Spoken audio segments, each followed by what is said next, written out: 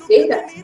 ठीक, अब किस कंट्री ने हमें इतने लंबे समय तक कॉलोनाइज करके रखा था? तो ब्रिटेन ने करके रखा था। तो ज्यादातर जो था कि हमें किस रूल की हैबिट हो चुकी थी, तो इंडिया के लोगों को एक तरीके से ब्रिटेन के रूल की हैबिट हो चुकी थी, क्योंकि इसके पहले जब ब्रिटेन नहीं आया था तो इंडिया में क्या था, मुगल थे वो मतलब किंग बनाते थे। यहाँ पे कोई लोकसभा राज्यसभा नहीं थी, एक किंग होता था, किंग ही रूल बनाता था, रूल को इम्प्लीमेंट करता था और जस्टिस देने का काम भी किंग को के पास था। लेकिन जब ईस्ट इंडिया कंपनी आई तो उसने क्या किया, ये किंग वाले सिस्टम को धीरे धीरे करके इंडिया से खत्म कर दिया और इस कंपनी ने एक पूरा वो रूल बनाया कि लोकसभा होगी, राज्यसभा होगी, लोग चुन के अपने रिप्रेजेंटेटिव्स को भेजेंगे। ठीक है, इस तरीके के रूल की हमें एक तरीके से हैबिट हो गई थी। अब कोई नया रूल या कोई नया सिस्टम अडॉप्ट करते तो लोगों को उस चीज को अडॉप्ट करने में प्रॉब्लम होती कि नहीं। तो इसलिए क्या किया गया कि हमने मैक्सिमम चीजें जो ली है वो ब्रिटेन के कॉन्स्टिट्यूशन से ली। अब देखते हैं क्या क्या ली। तो पहली चीज जो ली ब्रिटिश के कॉन्स्टिट्यूशन से वो है आपका parliamentary form of government. Parliament का मतलब, पार्लियामेंट कहाँ है parliament? Sandeep, that is parliament. Indian parliament कहाँ है? श्योर? दिल्ली में। तो पार्लियामेंट्री मैम दिल्ली में। पार्लियामेंट्री फॉर्म ऑफ गवर्नमेंट का मतलब ये हुआ कि अब कोई भी राजा या रानी राजा या रानी नहीं होंगे, एक पार्लियामेंट है। ये पार्लियामेंट क्या करेगी, यहाँ पे कोई भी रूल बनाने से पहले डिबेट किया जाएगा। तो जब देखो आप पार्लियामेंट में लोकसभा चैनल देखो तो वो क्या करते हैं, आपस में एक दूसरे से बातचीत करते रहते हैं ना। बातचीत करने के बाद उस पर्टिकुलर चीज को वोट कराया जाएगा और फिर जो भी बिल होगा वो पास होगा। तो पहली चीज हमने की कि पार्लियामेंट्री फॉर्म ऑफ गवर्नमेंट होगी। पार्लियामेंट होगा जहाँ पे बहुत सारे मेंबर ऑफ रिप्रेजेंटेटिव बैठेंगे और किसी भी एक इशू पे सब डिस्कस करेंगे, डिबेट करेंगे, फिर एक कोई कानून बनाया जाएगा। अब ऐसा नहीं होगा कि कोई एक पर्सन यानी कोई एक किंग जो बोल रहे वही रूल हो जाए, ऐसा कुछ नहीं होगा। हम पार्लियामेंट में हैं। तो ये चीज हमने कहाँ से ली है? ब्रिटेन से ली है। दूसरा जो चीज हमने लिया है ब्रिटेन से वो है कैबिनेट सिस्टम। हम जिन लोगों को चुन के लोकसभा या राज्यसभा में भेजते हैं, चुन के मतलब इलेक्शन से, हम लोग क्या करते हैं इलेक्शन में पार्टिसिपेट करके। तो जो लोग लोकसभा का इलेक्शन विन करते हैं वो बैठते हैं लोकसभा में। तो जो लोग बैठते हैं उनको क्या कहते हैं? Member of representative. क्यों कहते हैं मेंबर ऑफ रिप्रेजेंटेटिव? क्यों कहते हैं मेंबर ऑफ रिप्रेजेंटेटिव? कि जितने लोगों में से वो पर्सन चुन के गया है वो उतने लोगों का क्या कर रहा है? रिप्रेजेंटेशन कर रहा है। वो उतने लोगों के बिहाफ में लोकसभा में बैठ के काम कर रहा है। इसलिए हम कहते हैं कि वो क्या कर रहा है? रिप्रेजेंट कर रहा है। Very good Garima, they represent certain people. तो वो रिप्रेजेंट कर रहे हैं। अब जितने लोग चुन के गए हैं वो सब क्या हो गए? Member of representative. In member of representative में से जो पार्टी जीतती है, अभी आपकी कौन सी पार्टी जीती है? वो है आपकी भाजपा। तो भाजपा जो बीजेपी है ये अपने में से कुछ लोगों को मिनिस्टर्स बनाएगी, जैसे मिनिस्टर ऑफ रेलवे, एजुकेशन, कुछ लोग बन जाएंगे मिनिस्टर। इन मिनिस्टर्स का जो ग्रुप होता है इनको हम कहते हैं कैबिनेट। इसका मतलब ये हुआ कि देखो हर समय मेंबर ऑफ रिप्रेजेंटेटिव बैठ के बात करें, ये पॉसिबल नहीं, क्योंकि वो तो 545 लोग चुन के जाते हैं, इतने लोग के साथ बैठे ये पॉसिबल नहीं है। तो हम क्या करते हैं कि सर्टेन जो लोग हैं, जो मिनिस्टर्स हैं, वो कभी भी मीटिंग करके वेलफेयर ऑफ द पीपल के बारे में बात कर सके, इसलिए उन मिनिस्टर का एक ग्रुप रहेगा, उसको हम कहते हैं कैबिनेट सिस्टम। तो parliamentary form of government and cabinet system लिया ब्रिटेन से। थर्ड जो लिया है वो है बाइकैमरलिज्म। बाइकैमरलिज्म इसका मतलब कि दो हाउसेज है ना, जैसे कि अब दो हाउसेज मतलब कि कोई भी बिल पास करने के लिए आपको दोनों हाउसेज से पास करना होगा, लोकसभा से भी और राज्यसभा से भी, तब वो बिल पास होगा। तो एक सिस्टम हमने लिया है वो है बाइकैमरलिज्म। थर्ड जो है वो है सिंगल सिटीजनशिप। जब आप वर्ल्ड लेवल पे कहीं जाएंगे तो आप क्या होंगे? आप सिर्फ और सिर्फ इंडियन होंगे। आप पंजाबी या गुजराती नहीं है, गुजराती पंजाबी आप इंडिया के लेवल पे भले बता सकते हैं, लेकिन जो आपकी आइडेंटिटी है वो सिर्फ और सिर्फ इंडियन की होगी, वो किसी प्रोविंस से रिलेट नहीं होती। पूरे इंडिया की एक आइडेंटिटी है कि एक पर्सन इंडियन है। अब जैसे यूएस में क्या है कि वहाँ पे डबल सिटीजनशिप है कि कोई प्रोविंस का भी सिटीजन हो सकता है और यूएस का भी सिटीजन हो सकता है, लेकिन इंडिया में जो सिस्टम है वो है सिंगल सिटीजनशिप। आप सिर्फ और सिर्फ क्या है? इंडियन। और थर्ड है rule of law. Rule of law मतलब जैसे जो आपने मूवीज में देखा होगा कि जुडिशरी में जो आई होती है, जो ब्लाइंड आई फोल्ड लेडी होती है, क्योंकि आंखों पे ब्लैक पट्टी बंधी होती है। इसका ये सिंबल है कि इस लेडी के सामने, मतलब लेडी जस्टिस जो लेडी ऑफ जस्टिस है, उनके सामने चाहे कोई मुकेश अंबानी है, चाहे वो गांव का कोई बुधई है, उस rule should be same for their both. चाहे अगर वो क्राइम कोई पैसे वाला करता है या कोई लीडर करता है तो उसके लिए भी वही प्रोविजंस होंगे, वही चार्जेस होंगे जो किसी गांव के पर्सन के लिए होंगे। तो किसका यहाँ पे रूल किसका चलेगा? रूल अकबर का नहीं चलेगा, रूल किसी पर्सन का नहीं चलेगा, रूल नरेंद्र मोदी का नहीं चलेगा, रूल किसका चलेगा? लॉ का चलेगा। इतना आपको क्लियर हुआ? तो हमने क्या क्या ब्रिटेन से लिया, याद रखिएगा, parliamentary form, cabinet, bicameralism, single citizen except and rule of law. ठीक है, नेक्स्ट आ जाते हैं हम आ जाते हैं यूएसए में। ब्रिटेन में कोई डाउट है? मैंने आगे पीछे की भी चीजें आपको इसलिए बताई ताकि आप इस चीज को भूलिएगा नहीं। ठीक है, अब आ जाते हैं यूएसए में। यूएसए से हमने क्या चीजें ली? तो पहली चीज जो यूएसए की कॉन्स्टिट्यूशन से ली है वो है फंडामेंटल राइट। और ये फंडामेंटल राइट क्या है? ये वो मिनिमम राइट है और ये वो मिनिमम बेसिक राइट है जो कॉन्स्टिट्यूशन ऑफ इंडिया ने किसको दिया? Citizen of India. Her citizen of India या हर वो लोग जो भारत में रहते हैं, भारत के नागरिक हैं, उनको कुछ फंडामेंटल राइट दिए हैं जिससे कि वो एक प्रिविलेज्ड लाइफ जी सके। हर पर्सन को, हर सिटीजन को एक प्रिविलेज्ड लाइफ जीने के लिए जो मिनिमम राइट्स की जरूरत है वो आपका फंडामेंटल राइट है। और ये हमने फंडामेंटल राइट लिया है यूएसए से। यूएसए के कॉन्स्टिट्यूशन में अपने लोगों को उन्होंने फंडामेंटल राइट दिया था, तो इंडिया के कॉन्स्टिट्यूशन में भी हमने फंडामेंटल राइट दिया है। सेकेंड है इम्पीचमेंट। ये इम्पीचमेंट का क्या मतलब होता है?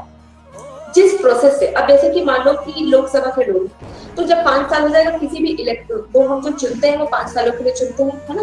जब 5 ईयर कंप्लीट हो जाता है तो वो अपनी पोस्ट से हट जाते हैं, है ना। जो मेंबर ऑफ रिप्रेजेंटेटिव, ये 5 साल हो जाएगा तो वो अपनी पोस्ट से हट जाएंगे। या कुछ कुछ और प्रोसेस होते हैं कि अगर वो कुछ माल प्रैक्टिस करते हैं तो उनको उनकी पोस्ट से हटाया जा सकता है। लेकिन भारत में एक पोस्ट है इंडिया में, वो है आपके प्रेसिडेंट की। ये जो प्रेसिडेंट है ये इंडिया का फर्स्ट सिटीजन है इंडिया के, और ये पूरे इंडिया को रिप्रेजेंट कर रहे हैं। इसका मतलब ये क्या है? पूरे इंडिया की पोस्ट है। इनको आप देखोगे इनके इलेक्शन का प्रोसेस भी बहुत टीडियस है। ये वैसा प्रोसेस नहीं है जैसा हम मेंबर ऑफ रिप्रेजेंटेटिव्स में फॉलो करते हैं। प्रेसिडेंट का जब हम पढ़ेंगे तो आप देखोगे कि इनको इलेक्ट करने का भी प्रोसेस बहुत टीडियस है। तो ऑब्वियसली एक ही पोस्ट है इंडिया में, तो इनको जो सबसे हाईली प्रिविलेज्ड पोस्ट इंडिया की, कौन है super highly privileged post India की कोई है तो प्रेसिडेंट ऑफ इंडिया है। तो इनको इनकी पोस्ट से हटाने का, इनकी पोस्ट से रिमूव करने के लिए भी सर्टेन प्रोसेस से हमें गुजरना होता है। ये जो प्रोसेस है, इस प्रोसेस को हम कहते हैं इम्पीचमेंट। ठीक है, इम्पीचमेंट का जो प्रोसेस है ये भी हमने कल से लिया है यूएसए से। थर्ड जो है वो है इंडिपेंडेंट जुडिशरी। इंडिपेंडेंट जुडिशरी का क्या मतलब है?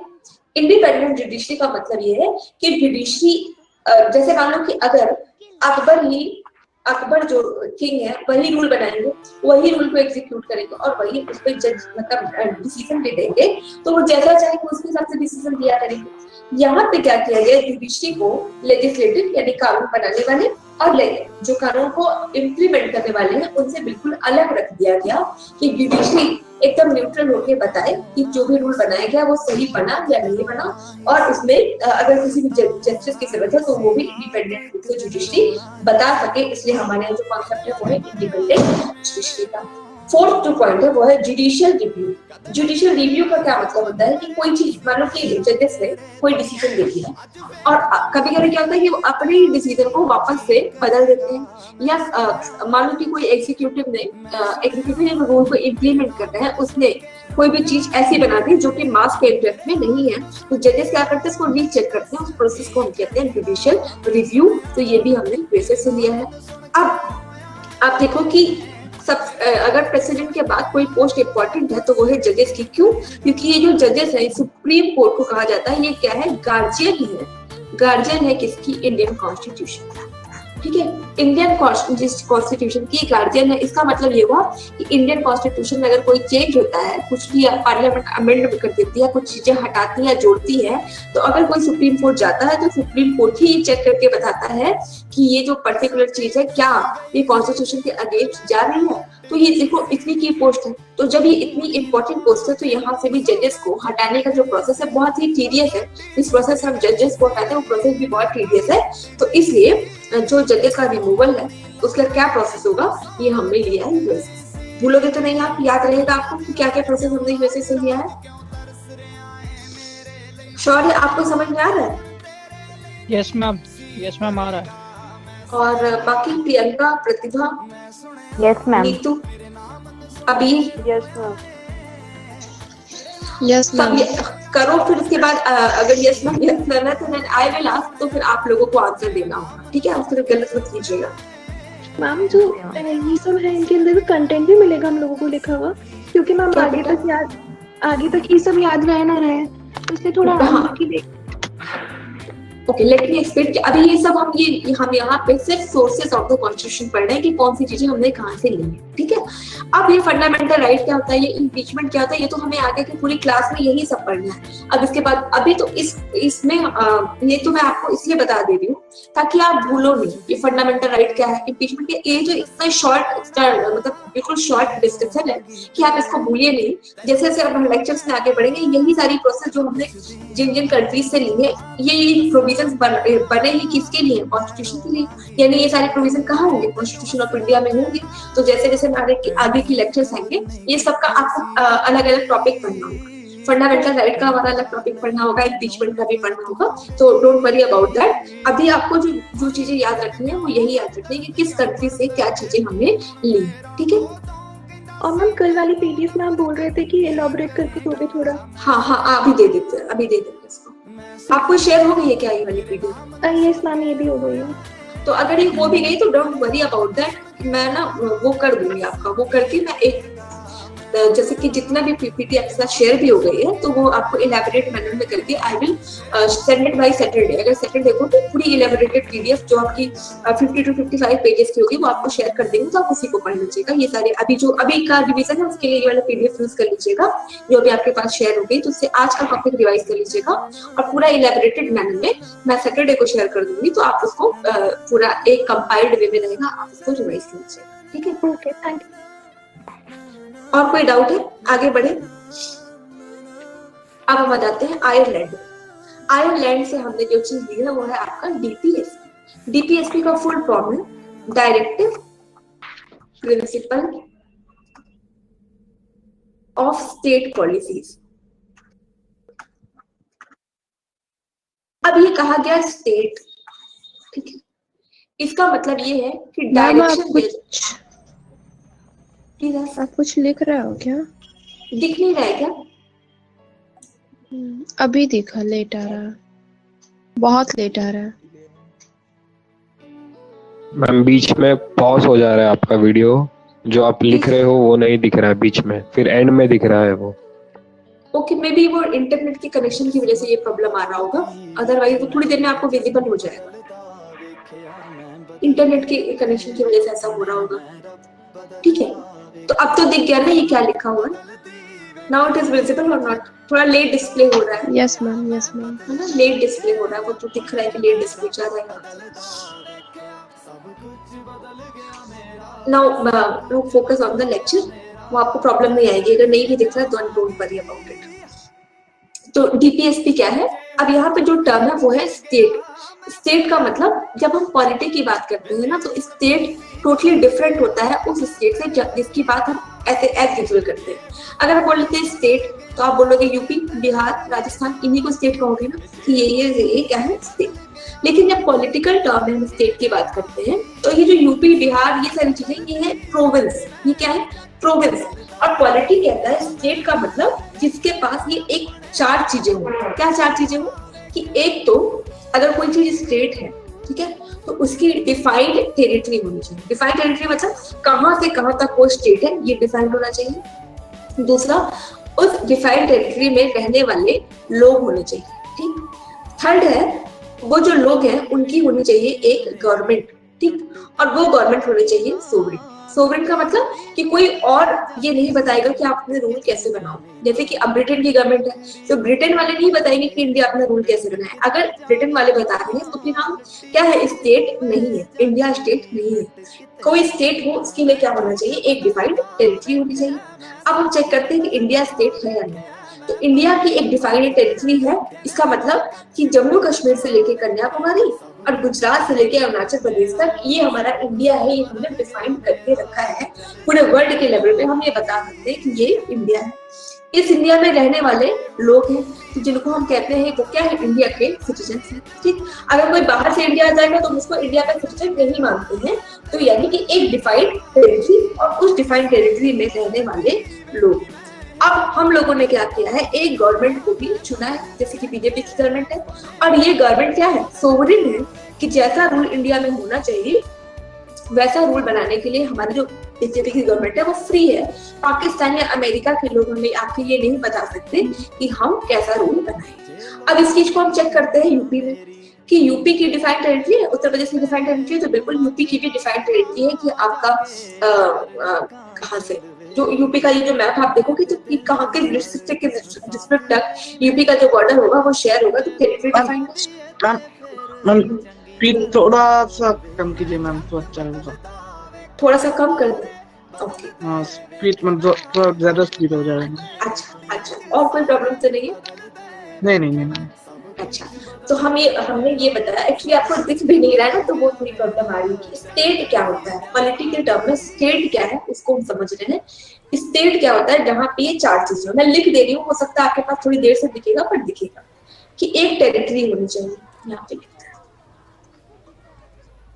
टेरिटरी होनी चाहिए, इस टेरिटरी में रहने वाले लोग होने चाहिए, यानी सिटीजन होने चाहिए। थर्ड है, यहाँ की एक गवर्नमेंट होनी चाहिए, और वो जो गवर्नमेंट है वो सोवरेन होनी चाहिए। अब जब इंडिया की बात करें तो क्या इंडिया की एक डिफाइंड टेरिटरी है, आप बताओ। मैम एक बार सोवरेन का आप मुझे एक्सप्लेन करेंगी दोबारा? बता रही, पहले आप ये बताओ कि इंडिया की डिफाइंड टेरिटरी है। यस। डिफाइंड टेरिटरी का मतलब कि पूरे वर्ल्ड लेवल पे जब हम इंडिया का मैप देखते हैं तो हम बता सकते हैं कि ये वाला जो पार्ट है ये है इंडिया, तो इसको हम कहते हैं डिफाइंड टेरिटरी। ठीक, डिफाइंड टेरिटरी के बाद उसमें रहने वाले लोग यानी कि सिटीजन्स। थर्ड होती है वो रहने वाले लोगों की एक अपनी चुनी हुई सिलेक्टेड गवर्नमेंट, एंड थर्ड है सोवरेन। सोवरेन का मतलब होता है कि कोई भी रूल जो गवर्नमेंट बनाएगी उसके लिए कोई और नेशन, कोई और इंस्टीट्यूशन गवर्नमेंट को फोर्स नहीं कर सकता है। गवर्नमेंट जो स्टेट की गवर्नमेंट होगी वो अपने लोगों के हिसाब से रूल बना सकती है, कोई और बाहरी एक्सटर्नल फोर्स हमें पुश नहीं कर सकता है कि आप ये रूल बनाओ। ठीक, अब इंडिया के पास ये चारों चीजें हैं, इंडिया की टेरिटरी है, इंडिया के सिटीजन है, इंडिया में गवर्नमेंट है, और जो हमारी गवर्नमेंट है, अब हम क्या ब्रिटेन के गुलाम नहीं है, या कोई और कंट्री हमें ये कंपेल नहीं कर सकती कि हम ऐसा ऐसा रूल बनाए। तो हमारी जो गवर्नमेंट है वो क्या है, पूरी तरीके से सोवरेन। तो इंडिया क्या हो गया, इंडिया क्या हो गया, इंडिया एक स्टेट हो गया। ठीक है, इंडिया स्टेट हो गया, है ना? समझ में आया ये चीज? किसी को कोई डाउट है, समझ में आया कि नहीं? Yes ma'am. नीतू आपको आया? शरदीप श्योर है आपको समझ में आ रहा है? यस मैम, आ गया मैम। तो अब अगर इंडिया एक स्टेट है, अब इसको आप चेक कर लो, कोई भी स्टेट उठाओ, हम उठा लेते राजस्थान। राजस्थान की डिफाइंड टेरिटरी है। जब आप इंडिया का मैप देखते हो तो आपको समझ में आ जाता है कि ये राजस्थान वाला एरिया है। तो क्या है, राजस्थान की डिफाइंड टेरिटरी है। राजस्थान में रहने वाले राजस्थानी लोग हैं, यानी कि राजस्थान क्या है कि सिटीजन्स भी हैं। राजस्थान में गवर्नमेंट है ना, तो डिफाइंड गवर्नमेंट है वहां पे। अब क्या वो गवर्नमेंट सोवरेन है? आप इसको चेक करो कि अगर राजस्थान की गवर्नमेंट जैसा चाहे क्या वो वैसा रूल बना सकती है? बताओ प्रियंका, राजस्थान की गवर्नमेंट जैसा चाहे जो चाहे क्या वो वही रूल बना सकती है? No ma'am. क्यों? उसको किससे पूछना होगा? क्योंकि यूनियन की है ना, हमारे यूनियन पावर, हमारे पास सेंट्रल पावर भी है कि कुछ भी उनका मन होगा तो वो ऐसे ही नहीं बना सकते, उनको सेंट्रल से भी पूछना पड़ेगा। तो इसका मतलब पॉलिटी की भाषा में, in the language of polity, Rajasthan state नहीं है, राजस्थान एक प्रोविंस है। और स्टेट की जो डेफिनेशन है वो जो हमने बताई कि जिसके पास ये चारों चीजें फुलफिल होगी वही एक स्टेट होगा। ठीक है, तो आयरलैंड से हमने लिया डीपीएसपी। डीपीएसपी का मतलब है यहाँ पे डायरेक्शन दी गई है, इसका फुल फॉर्म है डायरेक्टिव प्रिंसिपल ऑफ स्टेट, यानी स्टेट को डायरेक्शन दिया गया है। उसने दिया है कॉन्स्टिट्यूशन मेकर्स ने कि जब आप आगे का कानून बनाओगे, लॉ बनाओगे, तो आप इन डायरेक्शन को दिमाग में रख के जो है लॉ फॉर्मेशन करोगे। तो ये क्या है, डीपीएसपी क्या है, एक डायरेक्शन दी गई किसको, स्टेट को। स्टेट का मतलब आप समझ रहे हो, किसको डायरेक्शन दी गई होगी, स्टेट मतलब इंडिया की गवर्नमेंट को, इंडिया की गवर्नमेंट को, यूनियन गवर्नमेंट को ये क्या दिया गया, डायरेक्शन दिया गया कि आप ऐसे ऐसे रूल बनाओगे, ठीक। अब दूसरा जो चीज है आयरलैंड से वो मिली है, वो method of the election of the president. अभी यूएसए से हमने देखा कि प्रेसिडेंट को हटाना कैसे उसकी पोस्ट से, ये तो यूएसए से लिया गया है इम्पीचमेंट। अब प्रेसिडेंट को सिलेक्ट कैसे करना है, प्रेसिडेंट का जब इलेक्शन पढ़ेंगे तो आप देखोगे इसको इलेक्ट करने का जो प्रोसेस है वो इतना बल्कि इतना टीडियस है प्रेसिडेंट को इलेक्ट करना कि उसमें एक पूरा प्रोसेस। हाँ मैम एक डाउट है कि जैसे आपने बताया कि वो 4 चीजें जो फॉलो करेगा वो एक कहलाएगी, और जो हमारे डीपीएसपी है जो वो स्टेट कहलाएगी, लाइक हमारे केस में सिर्फ दिल्ली या फिर जो यूनियन गवर्नमेंट वाली स्टेट है वो वाली, उनको जो डायरेक्शन गिवन होंगी वो डीपीएसपी है हमारे। नहीं बेटा, स्टेट को डायरेक्शन दी गई, स्टेट का मतलब है, स्टेट मतलब इंडिया को डायरेक्शन दी गई, यूनियन गवर्नमेंट को डायरेक्शन दी गई। यहाँ पे यूटी से आप कंफ्यूज मत करो, कोई भी यूटी भी स्टेट नहीं है। यूटी का भी जो गवर्नमेंट है वो यूनियन गवर्नमेंट चलाएगी, उसमें ये जरूरी नहीं, मतलब जो जैसे आपका दिल्ली है, दिल्ली में अरविंद केजरीवाल जी की भी जो गवर्नमेंट है ना, तो क्या कोई रूल सिर्फ केजरीवाल जी बना सकते हैं, ऐसा तो नहीं है, यूनियन से उनको पूछना पड़ेगा ना। यहाँ पर जो डायरेक्शन दी गई है वो स्टेट को दी गई है, और स्टेट का मतलब है पूरे भारत देश को दी गई है, इंडिया को दी गई है, यूनियन गवर्नमेंट को दी गई है। आप समझ रहे हो? Okay ma'am. प्रतिभा है ना, तो जो डीपीएसपीएस में डायरेक्शन दी गई है भारत की सरकार को, और भारत की जो सरकार है वो यूनियन गवर्नमेंट की सरकार होती है, ठीक। और जो सेकंड चीज वो हमने लिया है आयरलैंड से वो है method of the election of president. ये प्रेसिडेंट का इलेक्शन कैसे कैसे होगा, कौन कितना वोट देगा, किसके वोट को कितना माना जाएगा, ये हमने लिया है आयरलैंड से। और थर्ड है nomination of the minister of the Rajya Sabha. जो आपका राज्यसभा है इसमें हर साल मतलब इसमें क्या होता है कि जो प्रेसिडेंट ऑफ इंडिया है कुछ 12 लोगों को, 12 लोग जो अपने फील्ड के एक्सपर्ट होते हैं उनको नॉमिनेट करते हैं। नॉमिनेट कैसे, बिग बॉस का नॉमिनेशन होता है कि नॉमिनेशन में मतलब कि उनका कोई इलेक्शन नहीं होगा, प्रेसिडेंट ये देखेंगे कि पर्टिकुलर पोस्ट मतलब होल्ड करने के लिए कौन सा ऐसा पर्सन है जो अपनी फील्ड का महारथी है, उसको मतलब बिठाते हैं राज्यसभा में, ताकि वो जब उनसे रिलेटेड कोई रूल बने तो वो प्रॉपर एक एडवाइस क्या कर सके गवर्नमेंट ऑफ इंडिया को दे सके। तो ये तीनों चीजें हमने कहां से ली, आयरलैंड के कॉन्स्टिट्यूशन से, ठीक। कोई डाउट? मैम ये जो राज्यसभा वाला कॉन्सेप्ट है मतलब आयरलैंड में भी राज्यसभा, हाँ तो आयरलैंड में भी बाई कैमरलिज्म है। बाई कैमरलिज्म मतलब 2-2 हाउसेस है, इसलिए इस तरीके का जो चीज है वो हमने वहां से लिया है, ठीक है। दीप्ति अब आ जाते हैं कि हमने कनाडा से क्या लिया। तो कनाडा से सबसे पहले लिया है कॉन्सेप्ट ऑफ फेडरेशन। फेडरेशन का मतलब है कि कितनी पावर यूनियन लेगी, कितनी पावर आपका स्टेट लेगी, उसके बीच का प्रॉपर डिस्ट्रीब्यूशन, और कहाँ पे वो दोनों एक साथ मिलकर काम करते हैं, उसको कहते हैं फेडरेशन, ठीक है। अब कनाडा में भी ऐसा सिस्टम है, इंडिया में भी ऐसा सिस्टम है, तो ये जो कॉन्सेप्ट है ये हमने कनाडा से लिया है। अब ये वर्ड देखो आप, इसका क्या मतलब है, रेसिड्यूरी पावर। रेसिड्यूरी का मतलब होता है हमारे यहाँ पे लिस्ट डिफाइंड है, ठीक है। एक को कहते हैं यूनियन लिस्ट। यूनियन लिस्ट मतलब जो चीजें इस यूनियन लिस्ट में दी हुई है उस पे कानून बनाने का काम हमेशा आपकी यूनियन गवर्नमेंट करेगी, यूनियन मतलब भारत सरकार करेगी। एक होती है स्टेट लिस्ट, इसका मतलब कि जो भी चीजें स्टेट रिलेटेड होगी, स्टेट लिस्ट में जो जो चीजें दी है उस पे रूल बनाने का काम स्टेट करेगा, यानी कि जैसे यूपी बिहार ये लोग अपना काम करेंगे। थर्ड है कॉन्करेंट लिस्ट। कॉन्करेंट लिस्ट में जो भी चीजें दी हुई है उस पे यूनियन भी बना सकती है और स्टेट भी बना सकती है। इस तरीके से पावर का डिस्ट्रीब्यूशन कर दिया गया। इसके अलावा कुछ पावर ऐसे थे जिनको इन तीनों लिस्ट में प्लेस नहीं मिल पाया, इन तीनों ही लिस्ट में वो चीजें नहीं थी, तो उस तरीके के पावर को हम कहते हैं रेसिड्यूअरी पावर। तो ये रेसिड्यूअरी पावर का कॉन्सेप्ट हमने लिया है कनाडा से, और रेसिड्यूअरी पावर पे लॉ बनाती है आपकी यूनियन गवर्नमेंट, ठीक है। रेसिड्यूअरी पावर का मतलब आप समझ रहे हो कि जो तीनों लिस्ट में नहीं थी, यूनियन स्टेट और कंकरेंट में नहीं दी है, इसके अलावा भी ये पावर एग्जिस्ट करती है, उन पावर को हम कहते हैं रेसिड्यूअरी पावर। थर्ड जो हमने कनाडा से लिया है वो है अपॉइंटमेंट ऑफ गवर्नर। गवर्नर की जो पोस्ट है वो इलेक्टेड नहीं है। क्या हम में से किसी ने गवर्नर का इलेक्शन दिया है? गवर्नर के इलेक्शन में आप में से किसी ने पार्टिसिपेट किया है? तो गवर्नर का इलेक्शन नहीं होता है, गवर्नमेंट को अपॉइंट किया जाता है।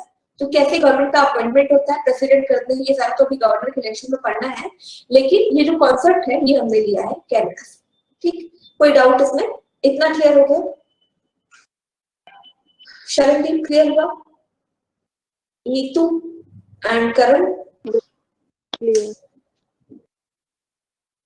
अब आ जाते हैं हम जर्मनी से। जर्मनी ये वही है हिटलर वाली जर्मनी। तो हिटलर वाली जर्मनी से हमने लिया है इमरजेंसी पावर। इमरजेंसी का मतलब, इमरजेंसी ऐसी चीजें जो कभी कभी होती है ना, कभी कभी जब इंडिया में कोई ऐसी चीज हो जाएगी जिसको टाला नहीं जा सकता, जिसको हम कहते हैं इमरजेंसी। इमरजेंसी सिचुएशन अगर आ गई, इमरजेंसी कब आएगी? मान लो कोई कंट्री हमारे पे अटैक कर दे, ठीक है, या जैसे केदारनाथ में अपना डिजास्टर आ गया, तो वैसा कुछ डिजास्टर है जिससे पूरे इंडिया में प्रॉब्लम आ गई। तो इमरजेंसी के टाइम पे कैसे रूल बनेगा, है ना? इमरजेंसी के टाइम पे रूल बनाने वाली बॉडी क्या होगी, या रूल कैसे कैसे बनेगा, ये सारा जो सिस्टम है ये हमने अडॉप्ट किया है आपका जर्मनी से। ठीक है, जर्मनी से बस एक चीज ली है, emergency power.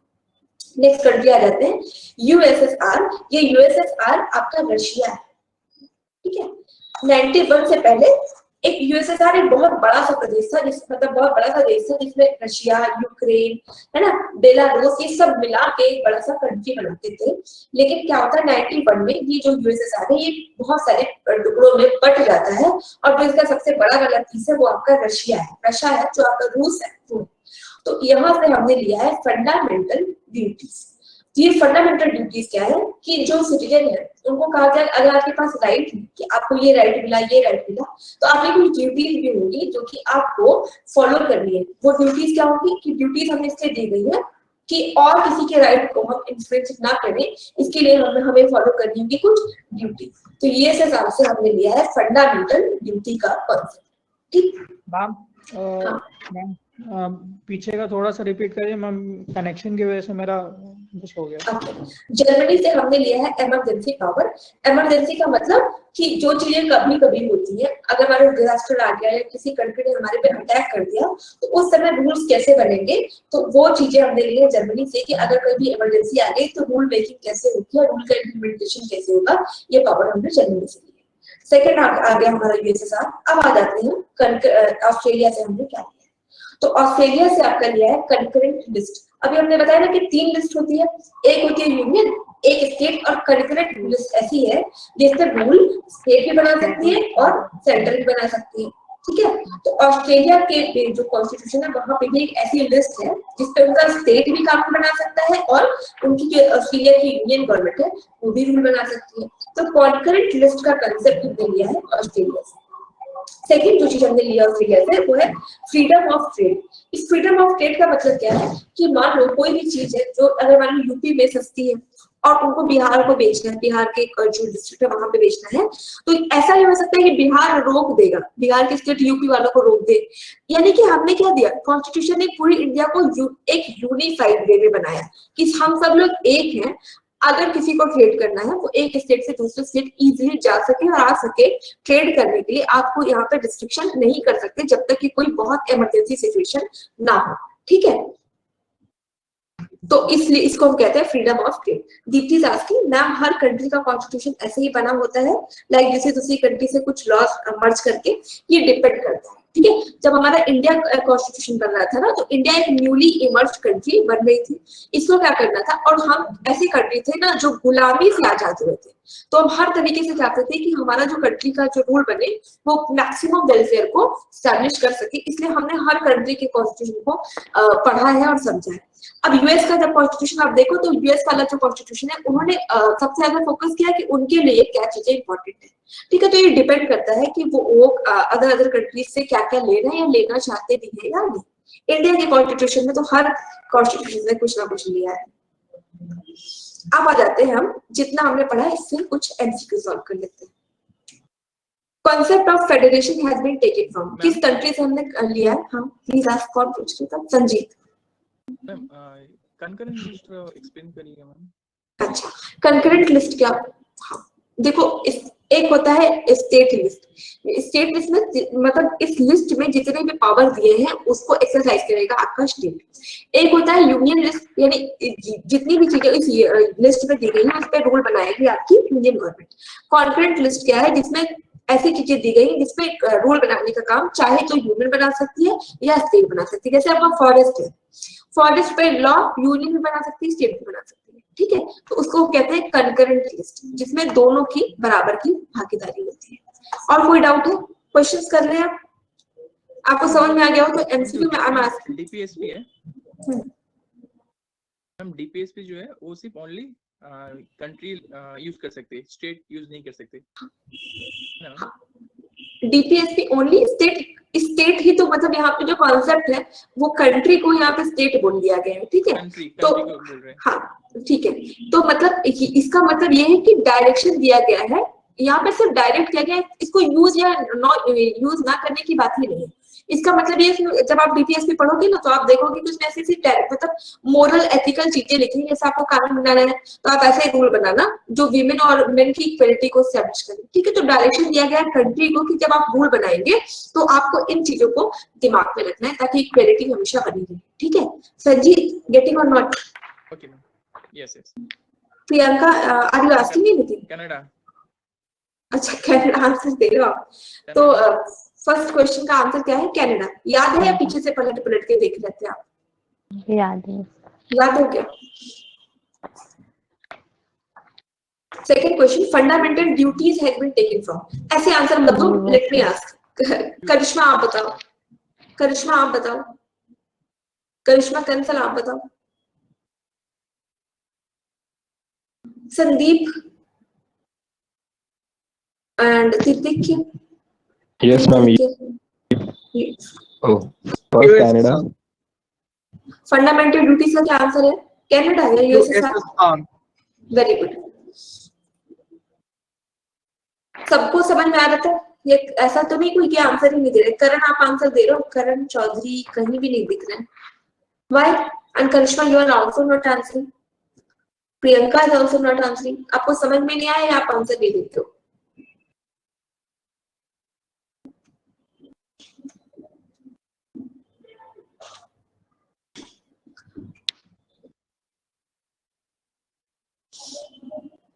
You are replying. Okay, good.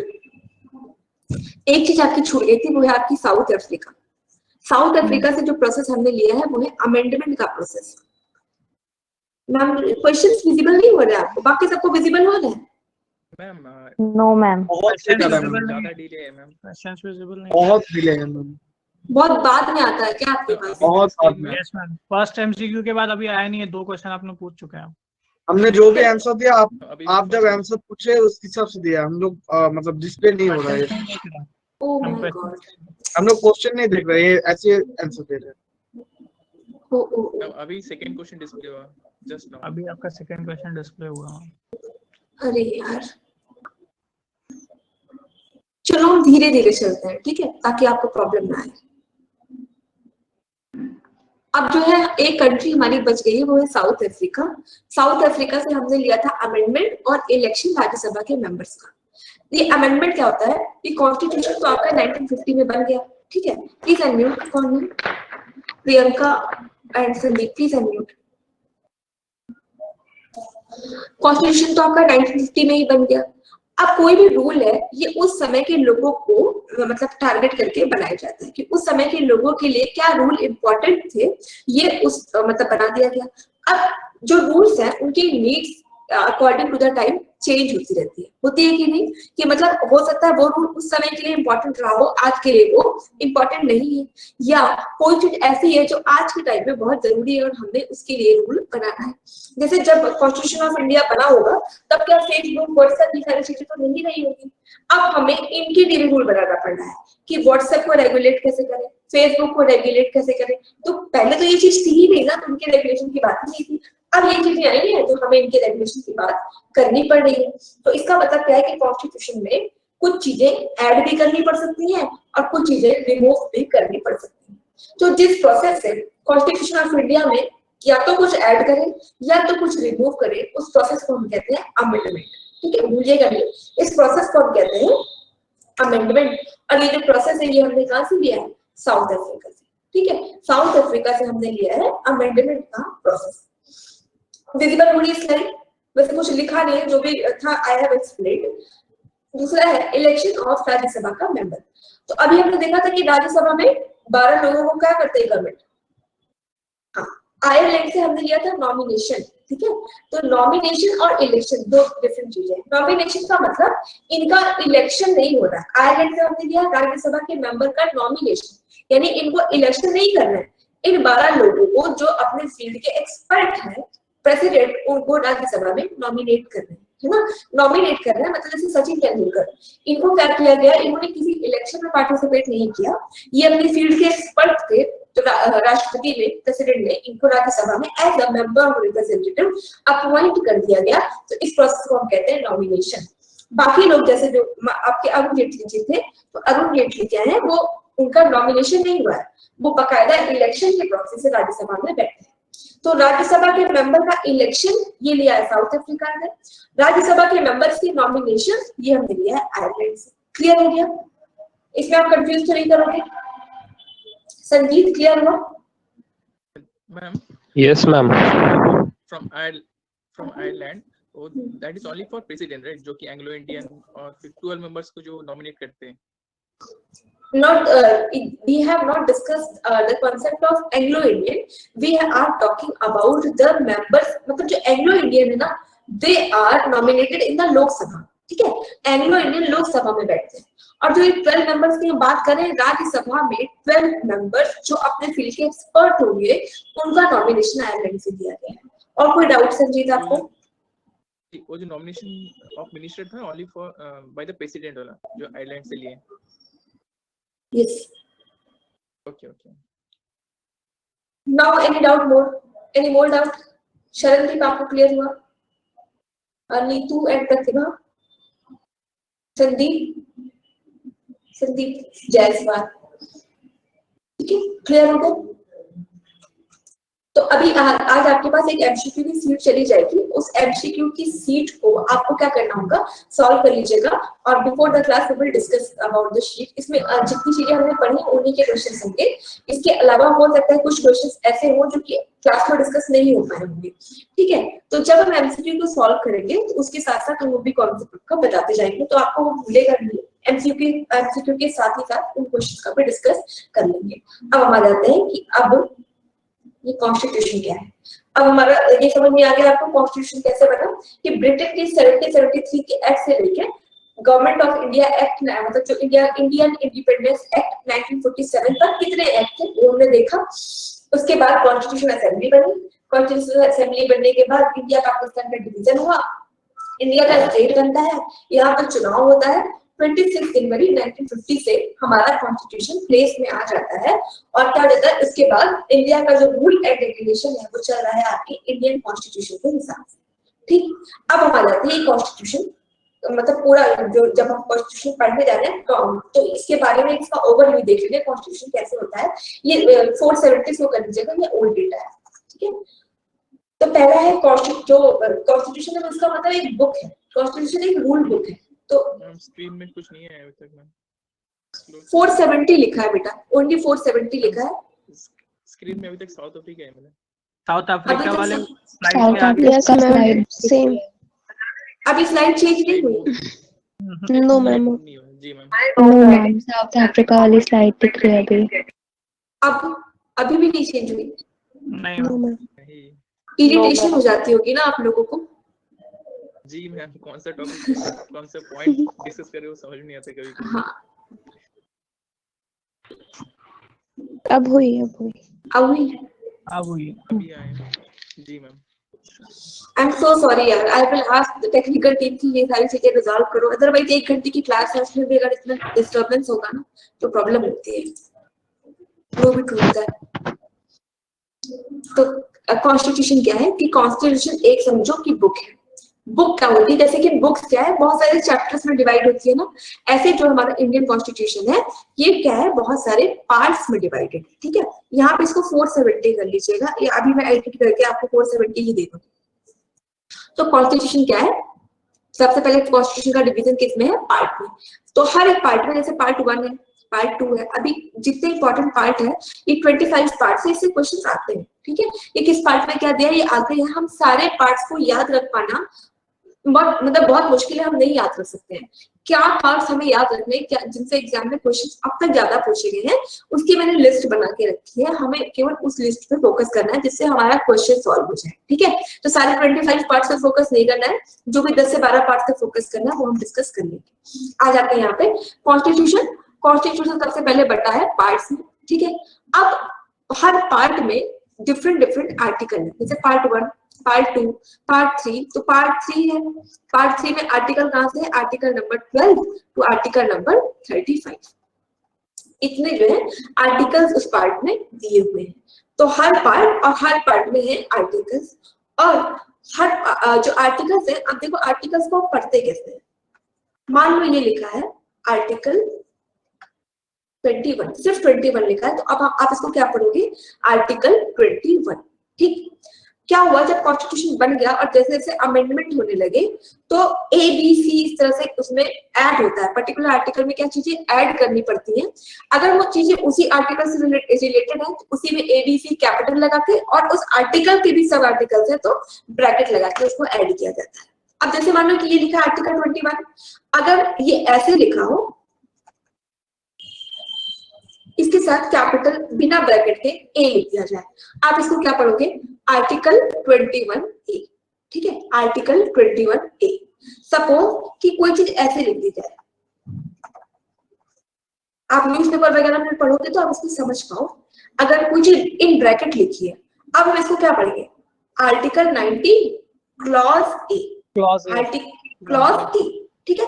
अगर एक और ब्रैकेट लग जाए, अब हम इसको क्या पढ़ेंगे, article 90 clause A sub clause B, ठीक है। पूरा क्या हुआ, article 19 clause A sub clause B. समझ पा रहे हो आप जब भी मतलब न्यूज़पेपर में कहीं भी आप आर्टिकल पढ़ना, इस तरीके से पढ़ने की कोशिश, ताकि वो आपको आ जाए।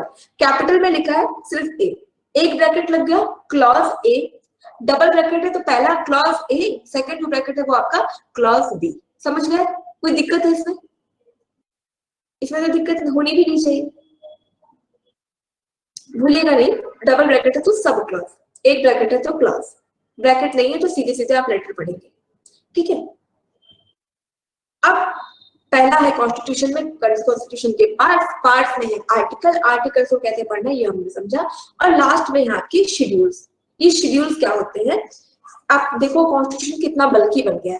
हर हाँ, जो आर्टिकल 19 और कैपिटल ए लिखा था उसे हम सिर्फ आर्टिकल 19A पढ़ेंगे। हाँ, अगर कैपिटल लिखा है, कोई ब्रैकेट नहीं लगा है तो आप ए पढ़ोगे। यहाँ पे हमने आर्टिकल 19 को एग्जांपल ले, किसी भी के साथ भी लग सकता है। मान लो ये लिखा है, इसको क्या पढ़ोगे आप, आर्टिकल 257। अगर ये लिख जाए क्लॉज ए, एक बार और क्लॉज बी, एक सॉरी सब क्लॉज बी, एक बार और sub clause C, sub clause D, ठीक है। यस। अब आ जाते हैं, देखो तो अपना जो कॉन्स्टिट्यूशन है वो इतना बल्कि बन चुका था पहले से। अब जो ये बल्कि पार्ट था वो सिर्फ और सिर्फ आपकी लेजिस्लेटिव से डील कर रहा था, एडमिनिस्ट्रेटिव पार्ट को कवर नहीं कर पाए थे। तो इन्होंने क्या किया, जहां कॉन्स्टिट्यूशन खत्म हो रहा था वहां पे कुछ शेड्यूल ऐड कर दिए। ये जो शेड्यूल है ये एडमिनिस्ट्रेटिव पार्ट को डील करते हैं। तो कॉन्स्टिट्यूशन ऑफ इंडिया में टोटल 12 शेड्यूल, इनसे भी हमारे क्वेश्चन आते हैं कि शेड्यूल में क्या क्या चीजें दी है, बस बेसिक क्वेश्चन आएंगे। तो जब आप शेड्यूल पढ़ोगे तो ये आपको वहीं पे याद हो जाएगा, तो nothing to worry about that. ये है आपका कॉन्स्टिट्यूशन का होल स्ट्रक्चर। कॉन्स्टिट्यूशन उसमें है पार्ट, हर पार्ट में आर्टिकल, आर्टिकल कैसे पढ़ना ये समझ लिया, और उसके बाद है शेड्यूल। इतने से ही मिलके आपका वो बल्कि सा कॉन्स्टिट्यूशन बना है। अब हम पढ़ेंगे बारी बारी से अपने एक एक टॉपिक को। तो पहले पढ़ेंगे कि हमारा प्रीएम्बल क्या है, फिर हम आ जाएंगे एक पार्ट्स पे और धीरे धीरे करके आपका आगे बढ़ेंगे। तो पहले आज से डिस्कशन शुरू कर दें कि स्ट्रक्चर ऑफ द कॉन्स्टिट्यूशन में जो हमें पढ़ने थे पार्ट, जो मैंने आपको बताया कि हमें सारे पार्ट याद नहीं रखने हैं, कुछ इंपॉर्टेंट पार्ट से पढ़ने हैं। तो ये इंपॉर्टेंट पार्ट्स की लिस्ट है जिनको हमको याद रखना है। इसको शुरू कर देते हैं, 21 पार्ट में क्या क्या चीजें दी है।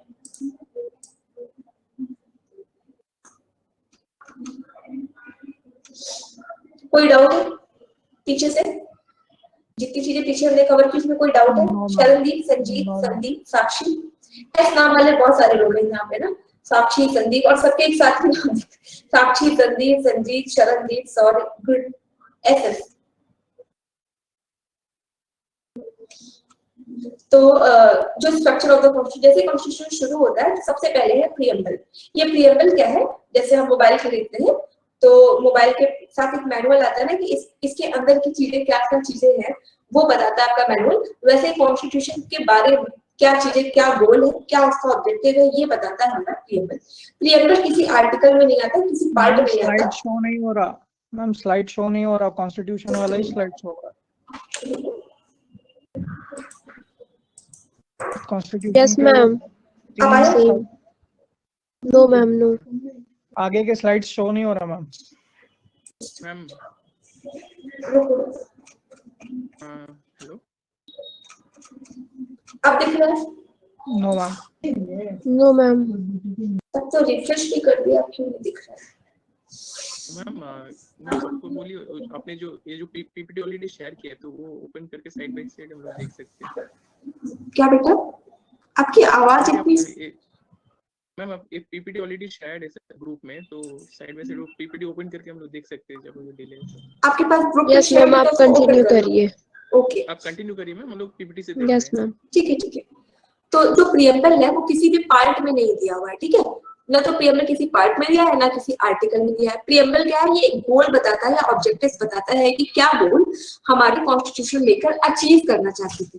प्रीएम्बल को हम बहुत डिटेल में पढ़ेंगे क्योंकि आपके जो ज्यादातर क्वेश्चन आते हैं ये आते हैं आपके preamble, fundamental right, fundamental duty और डीपीएसपीसी। ये आपका कोर है कॉन्स्टिट्यूशन के, बेस बनाते हैं, इसको हम डिटेल में पढ़ेंगे। तो पहले है प्रीएम्बल, जो किसी पार्ट या आर्टिकल का पार्ट नहीं है। ये सिर्फ क्या है? एज ए इंट्रोडक्शन ये बता रहा है कि आगे कॉन्स्टिट्यूशन में हम क्या देने वाले हैं, इसके बारे में हमें बता रहा है हमारा प्रीएम्बल। अब हम आ जाते हैं इंपॉर्टेंट पार्ट, ठीक है? नेक्स्ट क्लास से ये स्टार्ट कर सकते हैं, बिल्कुल कर सकते हैं। कुछ चीजें पढ़ लेते हैं, उसके बाद जो बचेगा वो कल कर लेंगे। 2 ही मिनट बचा है तो कुछ तो पढ़ लेते हैं ना। तो पहले आ जाते हैं पार्ट 1। पार्ट 1 आपका डील करता है union and it's territory. Part 1 का जो टाइटल है वो है union it's and it's territory. मतलब इंडिया क्या है? यूनियन किसका? स्टेट का, है ना? इंडिया यूनियन है किसका? स्टेट का। जो इसके अंदर के स्टेट है वो और इंडिया मिलके बना रहे हैं India and it's territories. India और उसके अंदर की जितनी टेरिटरीज है उनके बारे में बताता है आपका पार्ट 1। और इस पार्ट 1 में 4 आर्टिकल है, आर्टिकल 1 से लेके आर्टिकल 4 तक, ठीक? अगली बार आता है आपका पार्ट 2, और पार्ट 2 डील करता है सिटीजनशिप। सिटीजनशिप का मतलब कौन से लोग होंगे जिनको हम इंडिया का सिटीजन मानेंगे। सपोज कि हम इंडिया में रह रहे हैं, कोई पर्सन आए बांग्लादेश से इंडिया में रहने लग जाए, तो क्या वो इंडिया का सिटीजन होगा? इसके बारे में बताता है हमारा पार्ट 2 कि कैसे हम डिफाइन करते हैं कि कौन इंडिया का सिटीजन होगा। तो ये हो गया आपका पार्ट 2, ठीक? अब आ जाते हैं हम आपके पार्ट 3 पे। तो पार्ट 3 है आपका फंडामेंटल राइट। तो पहले बताया इंडिया कौन है, दूसरे बताया इंडिया में रहने वाले लोग कौन है यानी सिटीजन कौन है, और थर्ड उन सिटीजन को हमने क्या कर दिया? कुछ राइट्स दे दिए, और ये राइट्स हो गए उनके फंडामेंटल राइट, जिससे वो एक क्या करे? एक अच्छा लाइफ इंडिया में बिता सके। तो ये है आपका फंडामेंटल राइट, जो कि किस पार्ट में है? पार्ट 3 में है। पार्ट 4 डील करता है आपका डीपीएसपी। डीपीएसपी मतलब वही जो डायरेक्शन दी गई है किसको? स्टेट को, कि आप यहाँ के रहने वाले लोगों के लिए कानून कैसे बनाओगे, इसका डायरेक्शन दिया गया आपके डीपीएसपी के थ्रू। तो ये है आपका पार्ट 4। अभी आप देख लो ए अलग से लिखा हुआ है। अभी हमने कहा ना पार्ट जो भी कुछ भी ऐड किया गया है वो एबीसी से किया गया। इसका मतलब ये है कि जब कॉन्स्टिट्यूशन बना था तो पार्ट 4A नहीं था, पार्ट 4A को बाद में अटैच किया गया, ठीक है? तो ये जो अभी आप ये याद रखो कि पार्ट 4A डील करता है आपके फंडामेंटल ड्यूटीज से, कि अगर लोगों के पास राइट्स है तो लोगों को कुछ ड्यूटी का भी फॉलो करना चाहिए। तो पार्ट 4A डील करता है आपकी फंडामेंटल ड्यूटीज से, ठीक? इसको भूलिएगा नहीं, इसको 2-3 बार आप रिवाइज करो, केवल इसी लिस्ट को याद हो जाएगा। अब आ जाते हैं आपके पार्ट 5 पे। हाँ प्लीज पार्ट 4 एंड पार्ट 4 है, ये तो दोनों अलग अलग है ना। फंडामेंटल ड्यूटी जो कि रशिया से ली गई है और डीपीएसपी आयरलैंड, तो 4 एंड 4 है, इससे रिलेटेड क्यों है? क्योंकि ये जो है कॉन्स्टिट्यूशन के कोर जो बिलीफ्स है उन्हीं पे ये स्टैंड कर रहा है। कॉन्स्टिट्यूशन का कोर बिलीफ क्या था? लोग, भारत और भारत के लोग, इंडिया एंड इट्स पीपल, और ये जो फंडामेंटल ड्यूटी है ये भी इंडियन पीपल की बात कर रहा है, इसलिए हमने इसको जोड़ा। अगर हम इसको 5 से जोड़ते तो 5 एकदम कंप्लीट डिफरेंट था, इसलिए हमने इसको 4 से जोड़ा है। हाँ, और दूसरी चीज ये भी थी, अलग से क्या करते बताओ, 5 तो पहले से बन चुका था, है ना, 5 पहले से बन चुका था। और दूसरी चीज ये भी थी कि देखो जो ये पार्ट 4 है डीपीएसपी, इसके लिए आप हाई कोर्ट सुप्रीम कोर्ट नहीं जा सकते हैं। अगर कोई रूल इस डायरेक्शन में नहीं बनते हैं, जिस डायरेक्शन जो डायरेक्शन दी गई है स्टेट को, अगर वो रूल नहीं भी बनाती तो आप इसके लिए सुप्रीम कोर्ट नहीं जा सकते हैं। इसी तरह अगर कोई फंडामेंटल ड्यूटी का फॉलो नहीं करता है तो उसके लिए भी आप सुप्रीम कोर्ट नहीं जा सकते हैं। तो दोनों लगभग सेम चीजें हैं, इसलिए पार्ट 4A ऐड किया गया है। ठीक है संजीत? Okay okay. तो इसके बाद का डिस्कशन हम कल रखें, ठीक है? कल हम आपका स्ट्रक्चर ऑफ द कॉन्स्टिट्यूशन और प्रीएम्बल पढ़ेंगे, ठीक है? तो कॉन्स्टिट्यूशन का स्ट्रक्चर मतलब पार्ट देखेंगे कल के लेक्चर में कि इसमें कौन कौन से पार्ट है, और सारे पार्ट नहीं, जो एग्जाम के पॉइंट ऑफ व्यू से इंपॉर्टेंट पार्ट है उन पार्ट्स को देखेंगे और इंडियन प्रीएम्बल्स को देखेंगे, ठीक है? ये है आपका प्रीएम्बल, कल हम इस पे बात करेंगे प्रीएम्बल पे और आपके पार्ट्स, ठीक है? आज अगर आपको शीट मिल जाती है तो वो शीट आप सॉल्व कर लीजिएगा। So that's it for today. अगर कोई डाउट होगा तो then you can ask by tomorrow. Thank you so much guys.